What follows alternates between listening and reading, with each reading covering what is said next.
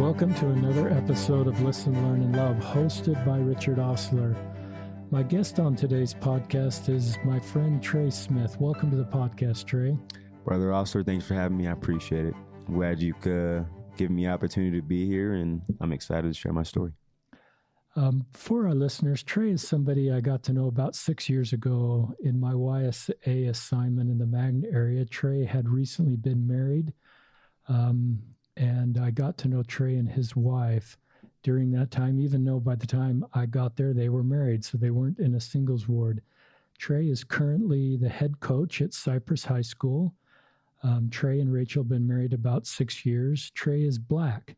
He's a Black active Latter-day Saint who grew up in the church. Most of his family is Baptist. He was not really active in the church until about age 23, when a wonderful YSA Bishop, President Gifford, who's now the Stake President of the Hunter Stake, it's mainly the Hunter West Stake, was his YSA Bishop, the bishop that preceded me, and was key to Tré becoming fully active in the church, what ultimately led to a temple marriage. Tré and his wife, Rachel, who's a dentist, an associate dentist, they have a beautiful son who's nearly 2 years old. But the scope of this podcast will be a couple things. One is we'll be talking about Tré as a Black Latter-day Saint, just his journey and why he's a committed Latter-day Saint and just how he's navigated that being Black. We may also talk about his interracial marriage. He is married to a beautiful white woman. Tré is a great Black man. And perhaps sometimes we culturally make it a little hard for couples in interracial marriages, or they may feel some judgment or some extra looks. And maybe Tré will address that and what we can do to help interracial couples feel like they fully belong. We'll also talk about Tré, a real tragedy that occurred in Tré's life. When he was about 15 or 16, there was a devastating car accident by a drunk driver in their home. Tré's father and three of his siblings were in that accident. His younger brother, age 6, died.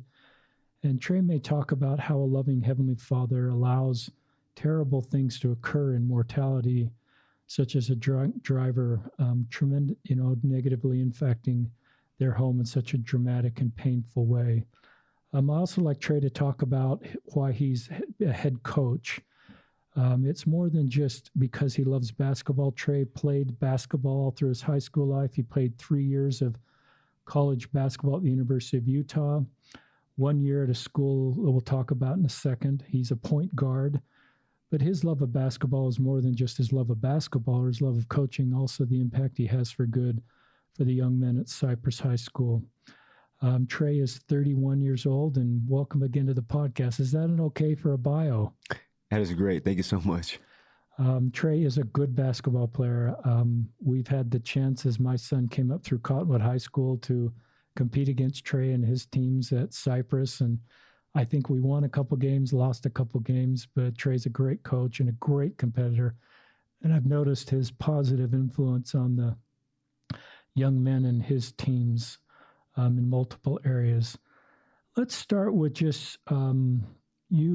tell our listeners where you, after the University of Utah, where you went, and start there.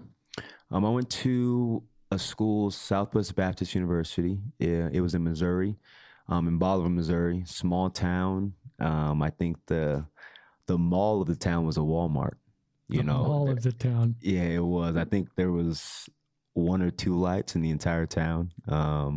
They ever to have fun or go to a restaurant, we had to go to Springfield, Missouri, which is about 25, 30 minutes away, but it was just an opportunity for me I earned a scholarship there. Great. And, an opportunity to play a little bit more than what I was playing up at the U, but, it was a time that I got away from my family, and, I made some lifelong friends there that I still to this day talk to, even though I was only there for a year. And we have a group chat, and, those are my guys, man. I love those guys.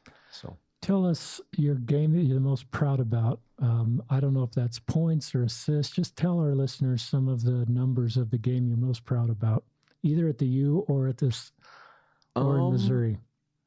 The game I'm most proud about is one. I'm definitely a team guy. I could tell you, I'll give you a couple, but I was at the University of Southwest Baptist University, and we're playing a team by the name of Drury, and they were like they were in our conference, but they were like a crosstown rivalry.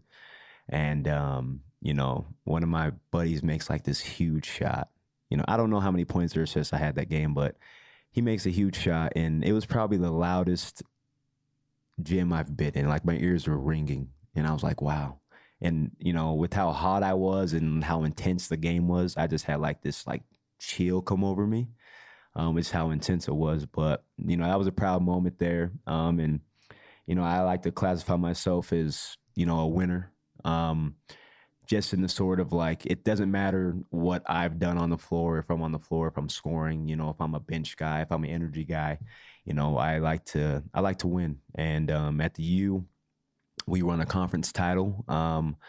Who was the head coach? It was Jim Boylan, and Okay. Jim Boylan is now the coach for the Chicago Bulls. And we won a conference title, Mountain West Conference, and and then we ended up going to the conference tournament in Vegas and winning the whole thing there. Wow. So, and I didn't play a minute. And you went to the NCAA tournament several times, I'll bet. No, we went one time. We were a 5 seed that year, and we played. We ended up playing Arizona, and Arizona was loaded back then. When I say loaded, they had Chase Budinger, Hill, and I don't know how we got matched up with them, but we were the 5-12 upset across all brackets, ESPN, you name it. People counted us out, and we did end up losing, but I think if a couple of shots go our way, the game's different. What a great experience, Tré. But at the end of the day, it's the best experience I ever had. I learned a lot at the University of Utah from my coaches, from good friends that I still talk to today.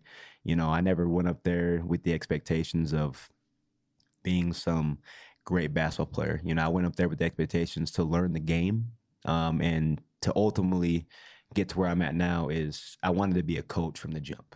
So I went up there to put myself in a situation to learn and to grow, not necessarily, play. Like I wanted to become a better ball player, but I also use that opportunity to learn from really good guys. Barrett Peary, he's at Portland State right now as the head coach. Stan Johnson, he's at LMU in Los Angeles right now, just got the head coaching job there. Coach Smitty is at Oakland University in Michigan. I learned from a lot of good guys, and I love them to death, and they're the reason like why I'm in the position that I'm in.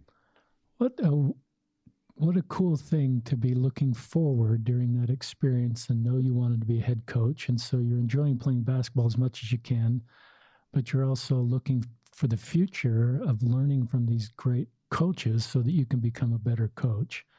I really like that.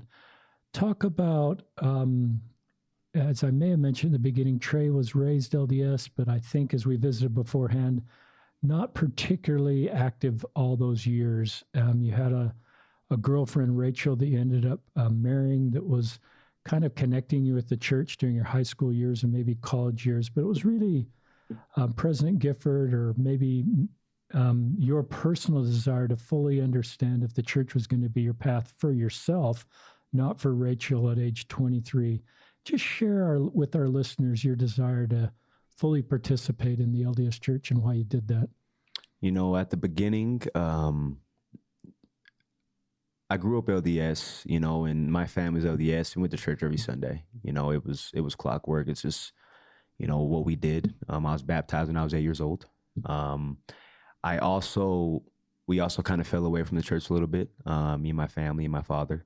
And, when I started dating Rachel, I would go, once a month, even when we were dating in high school. And even when we were up at the U, going to school together there, I go every once in a while. And then I end up going to school in Missouri.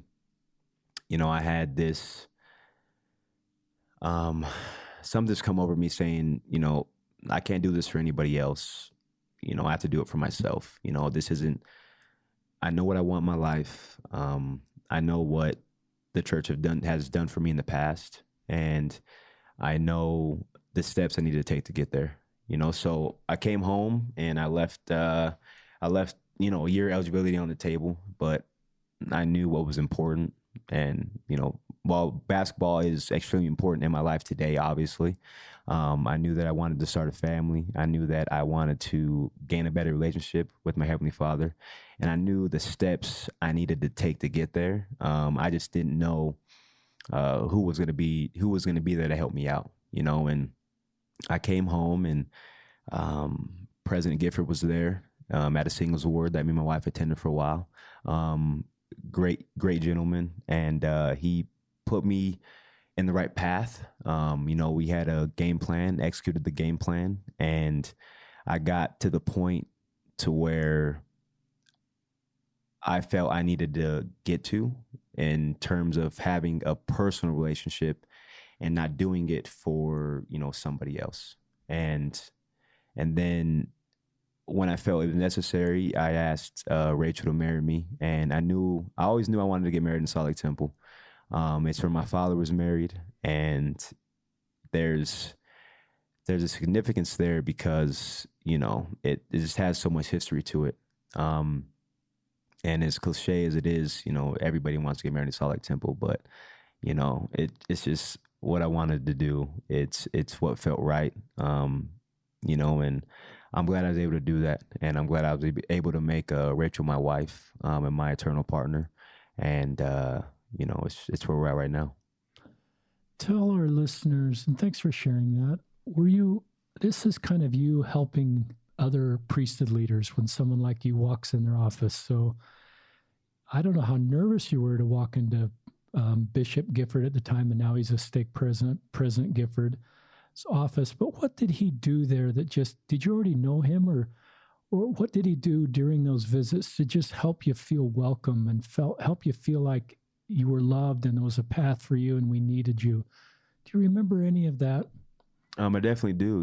I personally did not know Bishop Gifford at all from anybody else. I walked in to his office and, we talked for, a good 30 to 45 minutes. And from the beginning, he was supportive of my decision. And he was also, somewhat of a friend to me. He didn't make me feel lesser than anybody else. And even though he didn't really know me, he took the time out of his day to get to know me.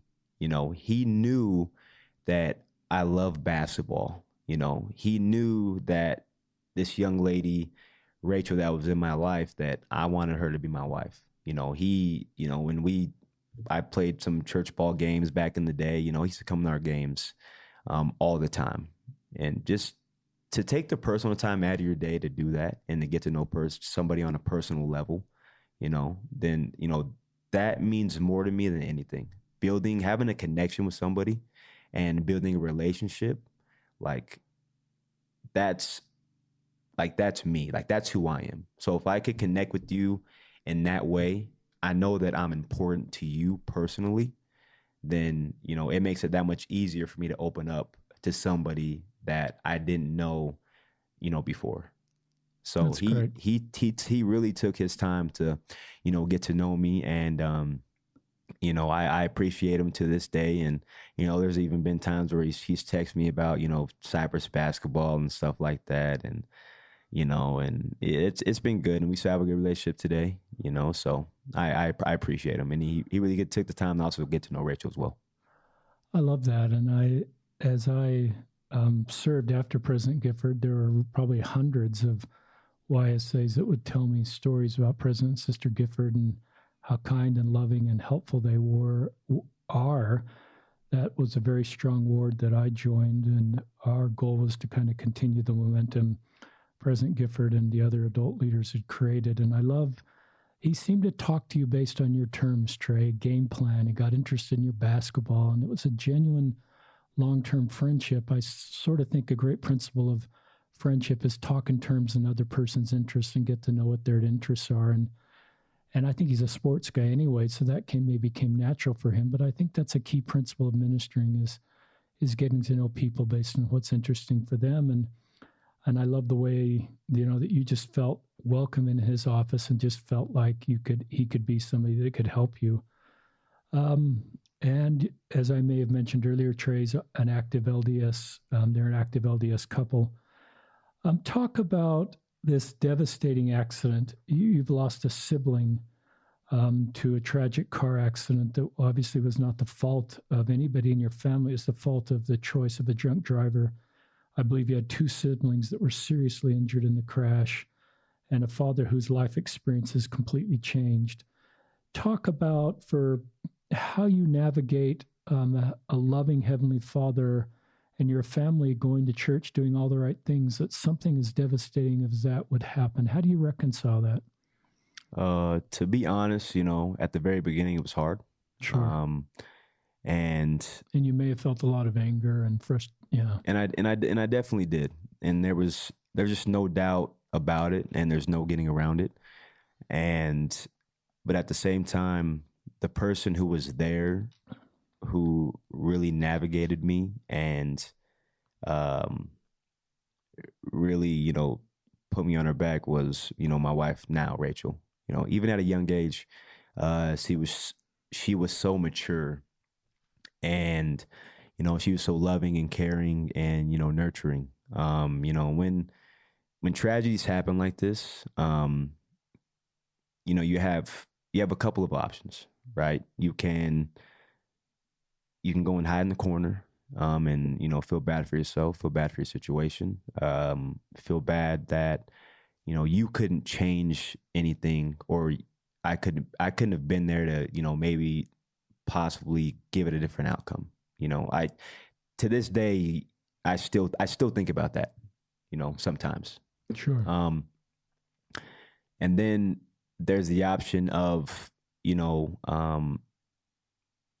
being positive and being optimistic, and trying to take a negative and turn it into a positive. It really made me realize, at the things that I do, the hard work that I put in, the passion that I have, the love that I have, it's everything has to do with, family for me. Regardless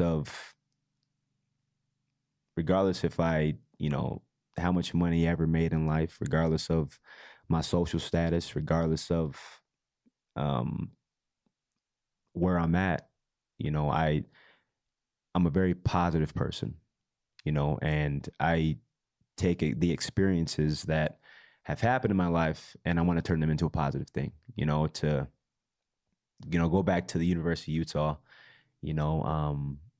when these things happen, and, the gentleman that was going through the trial, and he had a parole hearing on a day that I was trying out at the University of Utah to make the team, and it just so happened on that same day when we got back, when we were driving home, I got a call from, the head coach saying that I earned a spot on the team, and that was kind of like a sign to me saying, if you just continue to work, you continue to work hard, and everything else will kind of take care of itself, and at the time, like, I knew my family was hurting. I knew my father was hurting. I just didn't know how bad, because I wasn't a father yet. Being a father now, like, I understand the pain that my dad went through. Like, I couldn't imagine. I really don't know how I would get through life if something like that happened to my son or my family. So I thought my dad was a very strong man. And it was tough for me to navigate at first, and I really wish to this day that my father was here so I could tell him how I feel. And I apologize that, I didn't take the time to really understand what he was going through at the time, and then I had this crazy feeling come over me one night as I'm driving home from, a film session. As I'm driving home from a film session after practice, and I had this overwhelming experience telling me that I needed to forgive the gentleman who, potentially, like, broke my family apart. And from that day moving forward, you know, I've had a different outcome, a different outlook on life and how I'm supposed to approach life every single day, you know, because I had a lot of anger built up. I really did. And there's no doubt about it. But I had to take a step back and, you know, as a child of God, it is not your job. It is not my job to judge people. It is my job to forgive. Not saying I'm going to forget it, but I did forgive them, which was hard for me. But I think it's been a huge step in the right direction just in my life and how I approach my life. Thanks for that segment, Tré. That's a great segment. How long from the accident till this experience when you just felt like I need to forgive him? Do you remember how many years that is? It was probably about anywhere from 6-7 years. 6-7 years. And did you physically reach out to him, or is this just an internal, I forgive him, I need to move on, I don't need to connect with him to do that, it's my personal forgiving and I'm just moving on? It was a personal forgiving and of just moving on. I never reached out to him, but it was something that, it was a burden that I just didn't need on my heart. You know, it's my job to be a loving person, you know, and to be a loving person, you can't have hatred towards anybody. So, you know, I took it within myself to forgive him and to talk to my Heavenly Father about it. And that's just what it was. Great answer. And I don't think, for our listeners or anybody, I don't think necessarily to forgive somebody, you actually have to reach out to them and talk to them. I think what Tré did is bringing closure to that situation for Tré, sort of an internal closure that allowed you to move on. So I think that's great. And I love the role of Rachel, your dear wife, who I know and know her family, and her role to sort of be with you during this really difficult time. And it's sometimes couples come together when there's really hard things going on. They learn how to support each other and mourn with each other. And I think that's part of your beautiful falling in love, even in this tragic time, the role Rachel played and the safe place that she was. Tell us, our listeners, the name of your brother that died. His name was Darius Joseph Smith, and his nickname, we called him Buddha. I love that. And you know, he was a bigger kid, and you know, he just had such a happy spirit to him. You know, I still to this day remember, you know, we used to play football back in the day, and I'd be on my knees, and he was just so like rough and physical, you know. I just knew, man, if he was here, he'd be a beast, he'd be a monster on the football field. I know it. I know for a fact. I know it. And you know, but I think about him, you know, me and Rachel actually went up to the gravesite and visited him on Father's Day, as well as my dad, because it's what my dad, you know, would have done and what he would want us to do. So I thought we needed to make it a priority to do that. What's your dad's name? His name is Earl Smith. He's a junior, and I'm a third, so that's why I go by Tré. And they're buried together, your brother and your dad. Yeah, they're on the different sides of the cemetery, but they're the same cemetery. Yes, that's correct. Yeah, that's complicated stuff, and I love your personal journey because I recognize these tragedies, rightly so, bring anger, bring pain, bring complete devastation, and eventually, and I'm fine with everybody having their own time frame. I admire Tré being able to get to the point you had where you just needed to let this go. And I think the atonement of Jesus Christ helps us do that, because at some point, the anger and pain, we need to move beyond that just to have productive lives. Otherwise, it can just become consuming and impact our ability to fulfill our life mission. Yes.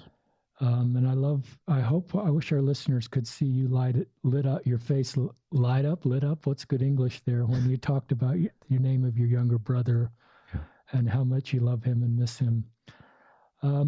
Anyway, that's a great segment. I love the role of President Gifford and all of our leaders that serve on the local level to help people come back. And those tender first, you know, I assume most people's heart rates are pretty high when they walk into a bishop they don't know, and they recognize they kind of want to move in a different direction and a better direction. They don't quite know how that's going to work. And I love the love and support you felt from President Gifford, and what a wonderful wife and family he has. Talk about, we're in the middle of Black Lives Black Lives Matter movement, and you're Black. Just talk. Just talk about your feelings about that? Does that resonate with you? Are you involved in the movement? Do you feel like it's an appropriate movement to help us understand better Black Americans and their unique road? Just share with us your thoughts on that.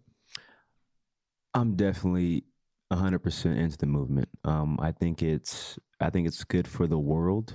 And honestly, what I've been most impressed with is it hasn't been something that has just come and then it's gone. To this day, there are still protests happening all over the world, in other countries other than the United States that are involved in the movement of, wanting equality for Black people and for people of color. And just, the social injustice that happen, especially in America, from that happened to Black people and people of color. So it's what's really been hard for me personally, because, living in Salt Lake City, we don't have a huge Black population here. To be honest, when I see a black guy, just at the grocery store or on the street, we give the head nod like, hey, what's up, man? Like, how you doing? Even if I don't know him, That's what I'm saying? It's kind of just what it is. But at the same time, what's been hard for me is people have turned this into, a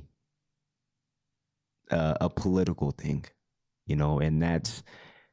and what it really doesn't make sense to me personally. I have a statement here that I saw on social media that just resonated with me, and it made a lot of sense, right? And it says, speaking out against white supremacy and race-based violence does not make you anti-white or anti-police, right or left. It makes you pro-justice, pro-Black life, pro-accountability, and pro-racial equality. Caring about the life of another isn't political, it's human. And regardless of, where people's values or where the morals are, you are talking about a human life. This has nothing about being Democratic or Republican, right or left, Black or white. It has everything to do with if people are not being treated fairly, right? And people think that, there's systemic racism and there's social injustice and there's all these things happening. It comes down to, is that person's human rights being fulfilled in the country or in the world? That's what it comes down to. Is it right or is it wrong? That's what it is. And, that's where I stand. And I think, and I'm a big time, sports guy. And I think what the world needs right now is, I think we need sports right now, because you eliminate, people come together in sports more than anything. True. Whether, you're Black, you're white, you're Hispanic, you're Polynesian, like you name it, there's all different sorts of people come together, and they want to come together and they have a common goal. And, and I'm pretty up to date with social media a little bit, and, I've been seeing Donovan Mitchell tweet out, and Donovan Mitchell's a likable guy in Salt Lake City, Utah. I think he does a lot of good things in the community, and I think he reaches out to a lot of kids, schools. I know he donates a lot of things to, people that are less fortunate. And, I've been seeing crazy comments and it just, I don't know, it just makes me sick. It really does. It makes no sense to me. And, I think more people just need to become just more educated about the movement. It's not a negative movement. It's not a terrorist movement by any stretch. And it's not saying that other people's lives don't matter, right? If me personally, I'm agreeing that, I'm involved and I love the Black Lives Matter movement.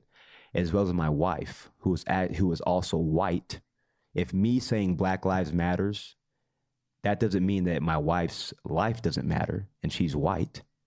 That means that, you know, all lives can't matter until Black lives matter and people of color are treated just as fairly as white people. And that's all it is. And it doesn't have to be some political thing. And that's my whole big thing about this whole movement. Everything has to be political, Democratic or Republican, left or right. And it doesn't have to be like that. It's what's right and what's wrong. We are all fighting against racism in America and how people need to be treated. And that's it. But like, bottom line, is it right or is it wrong? So that's how I feel about it personally.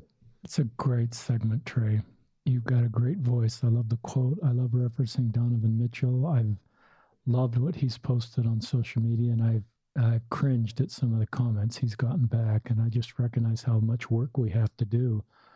But I love his voice. I love your voice, and I've learned I've had to listen to understand systemic racism in our country. I had to listen to Black people tell me about that. I couldn't just listen to white people tell me about racism. Some get it, but I just recognize that to understand different groups of people, I've got to spend time with those groups of people. And then the blind spots are lessened a little bit, and I better understand. I assume you believe that we have, you know, systemic racism in this country. Is that true? Or however you want to define that we need to do more, because I believe we have racism in the country, and the opportunities for Black people often aren't equal to the opportunities of white people. Yeah, no, and I definitely believe it's true. And, you know, an example, you know, and I have a few stories of, you know, how I felt like I was treated differently because of the color of my skin. You know, me and my wife Rachel, we just had a son. His name is Ezra, and you know, the things that me and my wife talk about are not the same things that a white couple would talk about. You know, I can't give my son a name that is too Black, right? If I give my son a name that's too Black, you give him, you know, and this happens in the world is, you know, if there's a stack of resumes, there's 100 resumes on a table and my son's looking for a job, right? If he has a name that is quote unquote too Black, right? They take that resume, it's gone. And he may be just as qualified as everybody else, right? Those things still happen today in America. What a great example. It's a fact. It's guaranteed. Right. And, you know, even me growing up in Salt Lake City and, you know, being, like I said, Salt Lake in Utah, there's not a huge Black population. There's still, you know, there was a time where I worked at the Chili's in West Valley. You know, I was a server, and I had this white gentleman come in, and he was by himself, and he ordered a steak. And, you know, he wanted like medium well or something like that. And he just said, you know, how long is it going to take? And he's like, I got to catch the bus. And I'm thinking to myself, you know, if you got to catch the bus and you want to be out of here on time, you probably shouldn't order a steak, right? So, right. You know, my big thing was, you know, I was very nice. I was respectful. And, you know, so I'm like, you know, sir, I apologize, taking a little longer. You know, I'll get it out as soon as possible. And I bring him out his steak, and I forget the bread on the plate, right? And the first thing this gentleman says to me is, I don't know where you're from, but in my country, we eat our meals with bread. And at first, right, I was totally taken back. You know, I didn't personally know how to respond, but I responded in a professional manner. And but when I went back to the kitchen, I was very like heated. Right. I was upset, you know, and you know, probably said some things I shouldn't have said. But I was upset by just as common as just racism, you know, and like I said before, I was totally respectful, you know, and I don't think based on, you know, your race, your social status, your religious beliefs that you need to be treated any differently than anybody else. You know, if you're respected, if you respect people, then you should receive respect back. And you know, and that's you know, and that was just one of the few times where I felt, you know, where racism was very glaring. And you know, I was also young. You know, if that was happening to me today, I probably would have gave him a piece of my mind. It's good. But you know, those things still happen, and I think you know, how we can change in the world is one, becoming educated about it, about the history of Black lives and the history of people, and to have really tough conversations. I don't know how many tough conversations I've had, you know, since you know, the whole Black Lives Matters movement, you know, just, you know, flourished again based on, you know, based on the events that have previously happened, you know, with young men. And it's been good for me and it's been good for them, you know, to hear my perspective and for me to hear their perspective, and to have those conversations. And I'm not saying everybody has to think alike, because everybody's different, right? But I'm just asking for, you know, for people to know right from wrong, and to treat everybody fairly, and to give everybody the equal opportunity to have success. And I think, going back to systemic racism, I think that's what it comes down to, is if Black people can have those same doors open for them and have that exact same chance or the opportunity. And that's what it comes down to. Do they have those same avenues, those same doors that open up, right? And if we can get to that place in the world, and I think we're headed there and we're taking steps there. It's not going to happen overnight, but I think with how people have been so proactive about it and have been talking about it, I think that we still have a long ways to go, but we're heading in the right direction for sure. Those are a couple really good stories. Thanks for sharing those, Tré. I would guess going back to work, you were just more guarded then, because here you are going back. I would have been, if I'd had that experience, then the next day back to work or the next week, not only was that experience difficult and led to a lot of anger, but then I think it would change your feeling about just interacting with customers. Is this going to happen again? So you're kind of guarded. You're kind of on the defensive, and so there's kind of a lingering pain that occurs. Is that true in that situation? Or were you able just to say it was a one-day thing and come back and be fine? I was able to say it was a one-day thing. Okay, you know, and good. I was able to come back and be fine, but that's just kind of the person that I am. That's a good character attribute. Yeah, I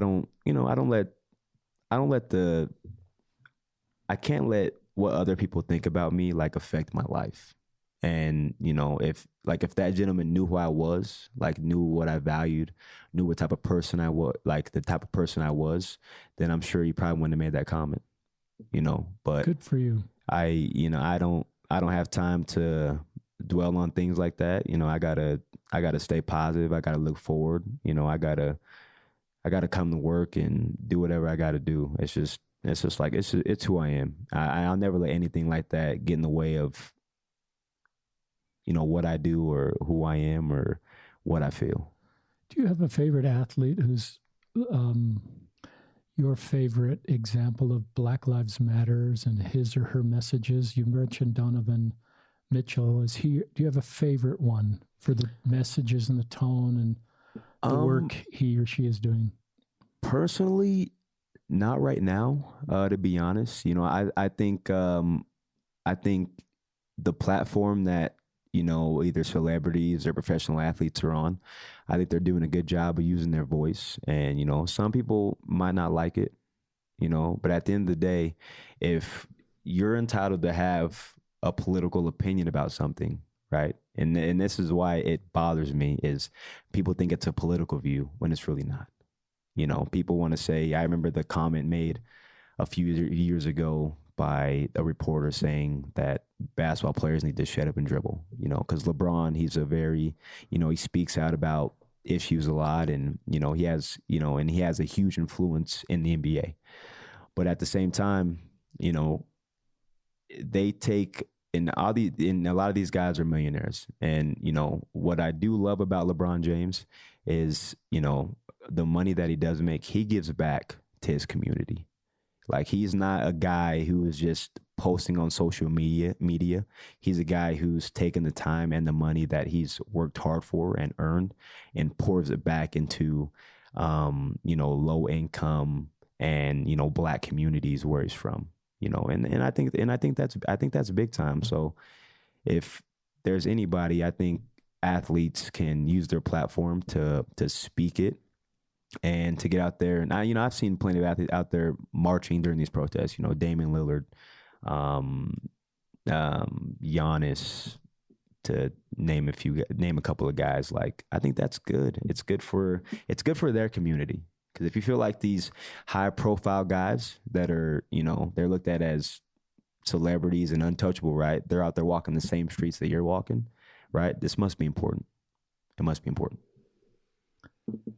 The example you gave earlier of you and Rachel picking names for your son, who you chose Ezra, is really powerful. My wife and I are the parents of 6 kids. When I look at my white privilege, we never had a discussion of what names or not names to use based on a resume of our child not being considered for a job. And it's just sort of hit me pretty in a very helpful way, Tré, what you just shared with our listeners. I think you said you have a Black son. Yeah. Before we went live or during the podcast. So here you have a Black son, beautiful Black son. I've seen him on social media. Thank you. You have a beautiful home and a beautiful family, but white privilege, the way I would see it, is my wife and I, and all the conversations we had during those pregnancies, thinking up names for our kids, which is a fun part of the pregnancy. It definitely is. You make all these lists, and then you know if it's a boy or a girl, and that changes the list. And we never once had to consider what you just said, and that's white privilege. But here you are in this beautiful, exciting time with Ezra coming. You have to exclude certain names because, quote unquote, they're too Black. Yeah. And it may change the future opportunities for your Black son. Yeah. And to me, that is a beautiful example and a painful example of the reality of where we are as a society and the work we need to do. Yeah. And my big thing is what I think is occurring with this Black Lives Matter movement is, obviously, you know, we're working on the present of, you know, where we're at right now as a society. But at the same time, you know, what this movement is going to do for us is it's going to help our kids. It's going to help my son. It's going to help the players that I coach, the young kids that I coach right now. You know, this movement gives them a better opportunity when, you know, the players become my age or my son becomes a teenager, right? So that's what I think it's about. I think it's about the future and setting up young Black Americans, you know, young Black kids up for success at the end of the day. And, you know, if we can do that, then, you know, I think we've done our job, you know, as a society and as a country and, you know, as a whole in the world. And, you know, one thing that comes to mind, you know, speaking about, you know, white privilege and, you know, what exactly does it mean, right? It doesn't mean, you know, you don't grow up and go through hard things. It doesn't mean that you don't grow up poor. Like, that's not what it means, right? It means that you don't have to have the same talks with, you know, your kids that I have to have with my son, or my wife has to have a talk with me about what do you do if you ever get pulled over, you know, by a police officer. You know, I'm gonna have to have that talk with my son 15 years from now. Right. Okay. Put your hands on the steering wheel. If you go to reach or something, right? let him know what you're reaching for, where exactly it is. Just there's things like that that people don't got to worry about, especially what's going on in today's society and just where we're at. And don't get me wrong, like I'm not a guy who's gonna sit up here and say, all cops are bad. Like I have relationships with a lot of cops, right? And they're white and they're good people. And guess what? I've never had one problem with them. I've never had one run in. I've never had any issues. They respect me, right? As a black man, and I respect them as an individual, and they respect me as an individual. Maybe I shouldn't have said black man, but they respect me as a person. And at the end of the day, like that's what it's about. You just got to show respect to people, and if we can, just move in the right direction, I think we'll be okay. I've posted a little bit some of my thoughts on social media. This is from Brene Brown, a social scientist that helped me understand sort of why all lives matter doesn't really work. Black Lives Matter is a movement to rehumanize Black citizens. All lives matter, but not all lives need to be pulled back into moral inclusion. And for me, listeners, that really clicked for me. The nuance I needed to develop between all lives matter that you're talking is important, but just where we are with Black Americans and Black Latter-day Saints, the work we need to do. And that's why Black Lives Matter, in my opinion, matters, is because we need to make everybody feel like they're equal, and you don't have to worry about the name of your son. Yes. And you don't have to worry about the conversations you're going to have with your 15, 16-year-old son. And you develop some really kind nuance. You're not very binary. You're really good at saying, cops are good. Yes. And so it's not a political issue, to your point. It doesn't need to be polarizing. We're getting these binary narratives. So I really like that. You're in, if it's okay for me to call this an interracial marriage, I don't know if you think of you're in an interracial marriage. I think you're just in love with your wife, Rachel, and you don't see yourself necessarily as Black or white. You just see yourself as man and woman together in marriage, raising a family.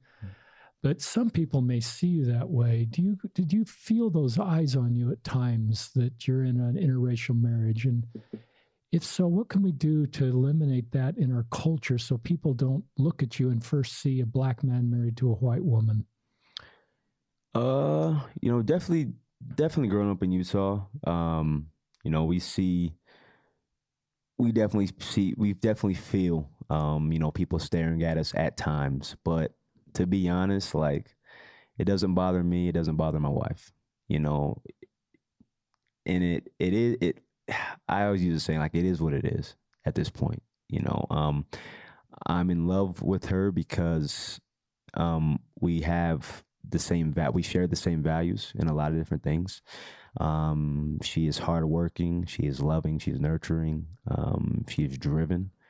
And, that's the type of partner that I needed in my life. We balance each other out because, there's times where I need to be pushed a little bit more. There's times where, she just needs to take a step back and know that she can't be in control of everything. So we balance each other out in that sense. And I look at it, I still know that we're in an interracial relationship, like, but it's, I don't know, we're in 2020. Like, people got to wake up and, I get, it's all over America, right? It's all over the world. So no one's ever made negative comments towards me in the church, to be honest. Good. We've just, and me and my wife, we have a great relationship. We really do. How did your families respond? Was there any tension in either of your families, or have they been supportive of you too? Definitely not. There was no tension at all. Rachel's family, like, they've taken me in, like, since the jump. It's like, they've taken care of me and they've helped me out so much. I don't know. There's I don't know how many times her brothers have either fixed my car or fixed my flat tires. And her dad helps me out. It's a great families. A wonderful man, and role model towards me. And her mom is, man, I don't know what we do without her mom. She does so much for us. She does so much for my boy. And they definitely took me, and like, I don't think it was never a problem, to I be love honest. that. I'm really glad to hear that. And In second, my family, welcomed Rachel in like with open arms. It was, and my grandmother made a comment. She said something, and she said something to the fact like, Rachel's black, something like that. Like, she's like, my family loves her to death. They know what type of person she it's a is. compliment. So like, so our families, they love us for who we are, and my family and her family have a good relationship, and so it's never been a problem. I love that. And I know Rachel's family a little bit better than yours. I've known Rachel's brothers, and that is a great family, and your family's a great family. Talk in this last segment about you're the head coach at Cyprus High School. You've been there 6 years. You played basketball there.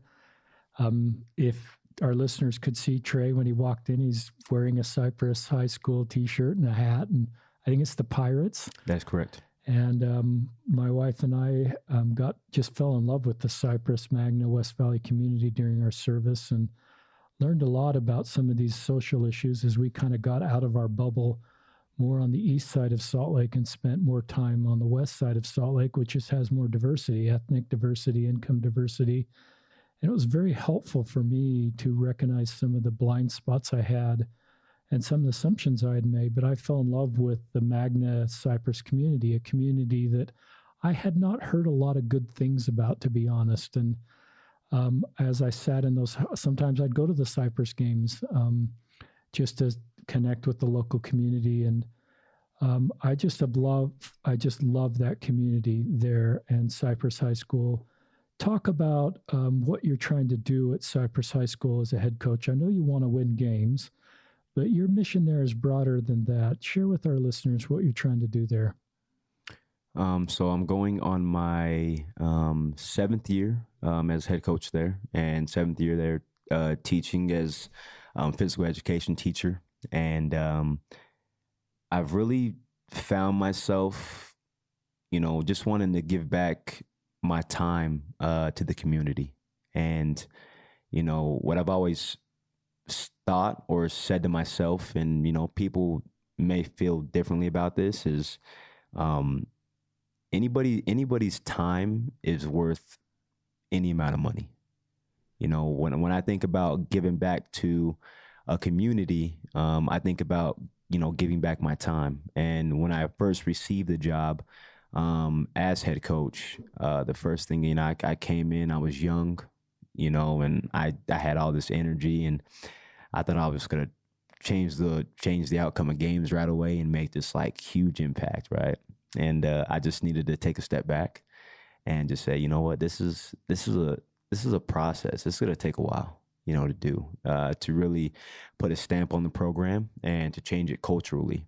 And culturally, I mean, by kids wanting to work hard, right? Because just like you said, there's a lot of negative things. When people think about Magna West Valley, there's a lot of negative that comes with that, and I want to change that, and that's part of my job. And I'm in a leadership role, which one, I think I was built to be in. I love being a leader. I think I've been a leader my whole life, and whether that's been in a job setting, on a team, and now being a head coach of a basketball team. But my job is to help these young men and prepare them for life. So a lot of the things that I do in my program have to do with what's going to happen to them after basketball leading forward, right? We have this thing, we have six core values, that we use in my program, and two of them that are the most important to me are one accountability, right? My kids are always accountable for their actions at all times. And I don't care if you are a freshman or if you are a senior, right? It's my job to hold you accountable and to make sure that you understand what is required of you at all times. And this is not just on the basketball floor.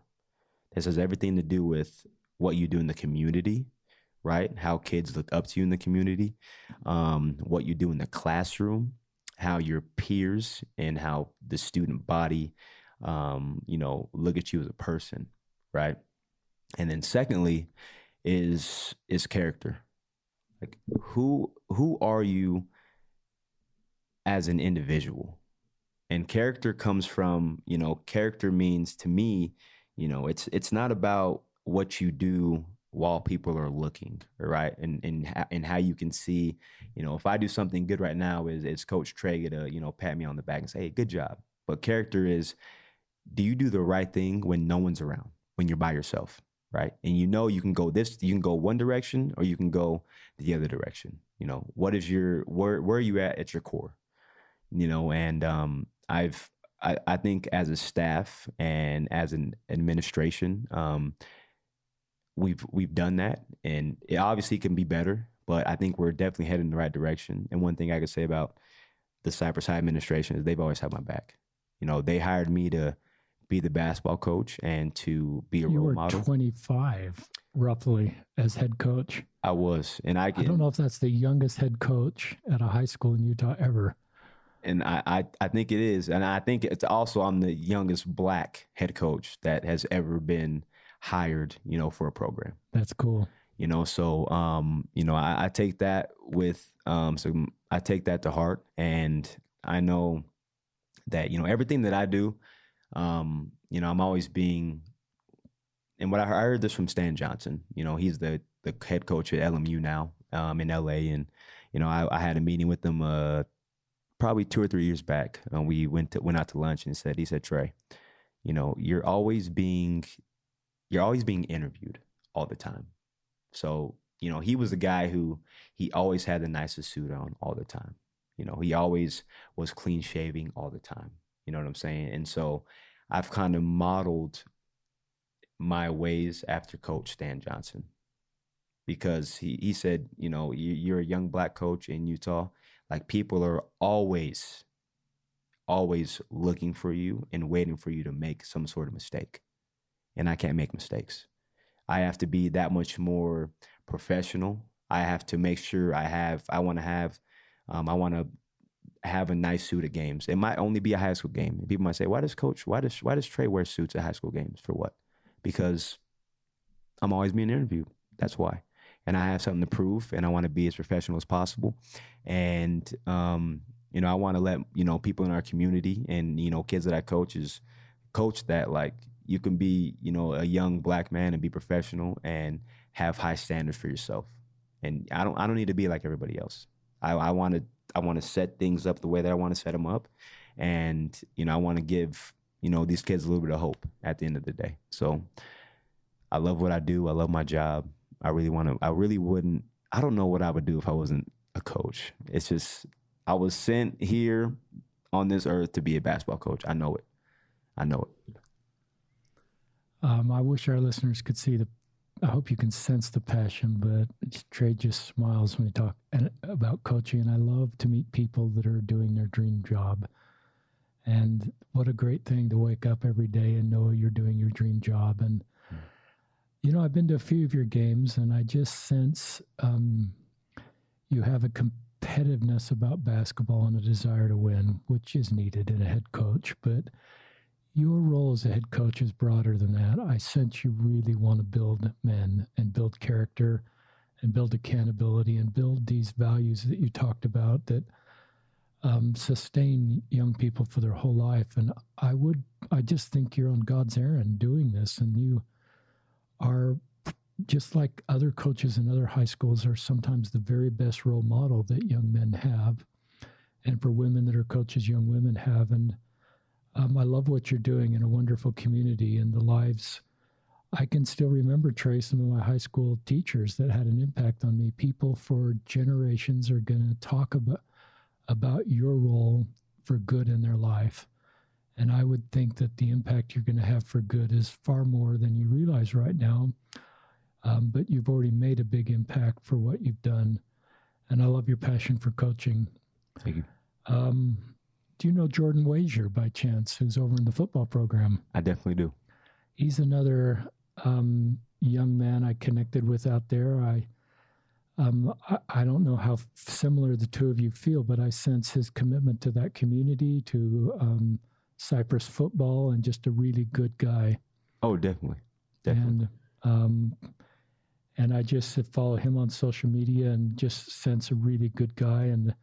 And just there's a lot of really good people in our world that want to make the world a better place, that are good people. Yep. We're kind of at the hour mark, and I think Trey has other responsibilities. We're recording this in the middle of the day. I just wanted to read I don't want to go back too far, but just I wrote on Instagram one day, peaceful protests are not from Satan or a sign of the last days. The murder of innocent Black people and racism are from Satan and a sign of the last days. And then I put hashtag Black Lives Matters.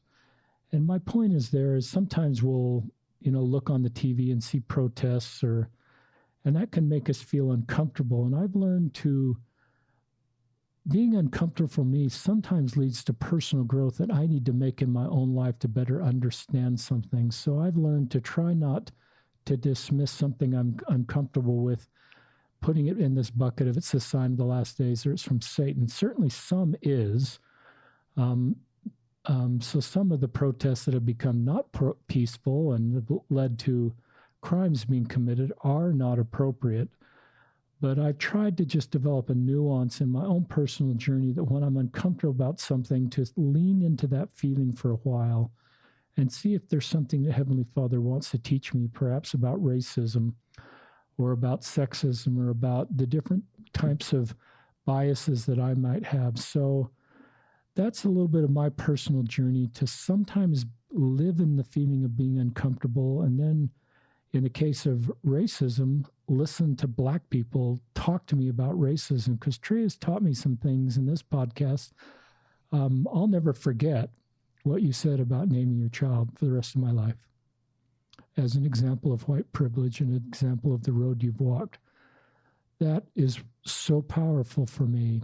And to me, that's an example of just white privilege and a blind spot that I would never have picked up, but it's something you and your dear wife knew. And it's just the reality of our society right now and the work we need to do, because our doctrine is all like unto God. So everybody should have the same experience in our church and society. We just have more work to do. Any final comments, Trey, before we close up?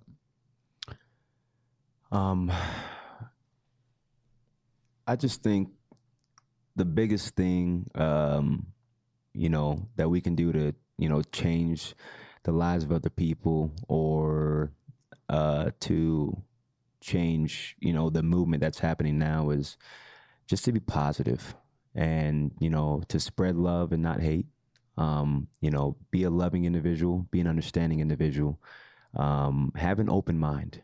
It's okay you don't have to agree with everything that somebody says, but you can have a conversation and agree to disagree, but without it being an argument or, people coming off as confrontational. I just think you just have to spread more love than there is hatred in this world. And I think the only way to do that is, and what I really loved about what you're saying is being uncomfortable is, there's a saying that I've heard for years, and then you have to be comfortable being uncomfortable. And you really do. So it's okay to have these hard conversations, right? If you know somebody that, has struggles, or you want to reach out and talk about certain things, reach out and talk about those things. And it's going to be uncomfortable for a little bit. It really is, and it's fine. But at the same time, you're going to gain knowledge, and that person that you're speaking to is also going to gain knowledge. It's going to work you know, it's going to work on two different levels. So, you know, I personally, I just want to be a positive person. I want to be, um, you know, a positive light in a lot of people and a lot of people's lives. And, you know, I have a lot of young people that, you know, look up to me personally. And like you said earlier, my job is to, you know, help them in life and to help them grow and to know that I can be there for them when things get tough. And you know, that's probably all I got right now. It's great. I also want to let you know I wouldn't be able to do the job or have the job that I have without the support of my wife. You know, I'm telling you, when I go through a 4-month stretch in the wintertime, all the way through March, she holds the house down. You know, she takes care of my son. You know, there's 2 or 3 nights during the week where we don't get to see each other at all. I don't see my son at all. And she really, really does a good job of you know, holding it down for those 4 months for me. You know, so I wouldn't be able to have the dream job that I have or do what I do and have the passion that I have for it if my wife didn't fully support what I do. So, you know, I love Rachel to death. Shout out to her, you know, my son too. The greatest people in my life, and I love them to death. Thank you, Tré Smith. Thank you, Rachel. You guys are a great couple.